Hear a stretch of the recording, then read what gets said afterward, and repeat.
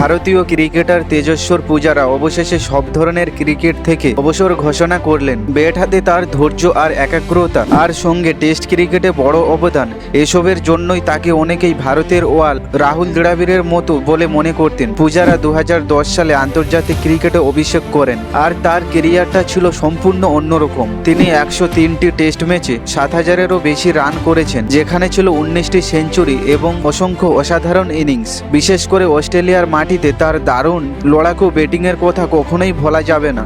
2021 সালে গাবা টেস্টে অস্ট্রেলিয়ার বিপক্ষে তার সাহসী ব্যাটিং ভারতীয় ক্রিকেটে এক স্মরণীয় মুহূর্ত হয়ে আছে।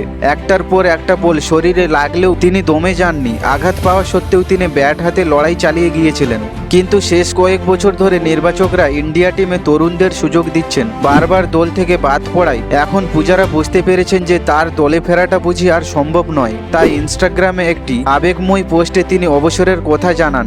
তিনি লিখেছেন, ভারতের জার্সি পরা, জাতীয় সঙ্গীত গাওয়া, দেশের হয়ে মাঠে লড়াই করা, এই অনুভূতি কোনো ভাষায় বোঝানো সম্ভব নয়। তবে সব কিছুরই একদিন শেষ হয়, তাই কৃতজ্ঞ মনে আমি সব ধরনের ভারতীয় ক্রিকেট থেকে বিদায় নিচ্ছি।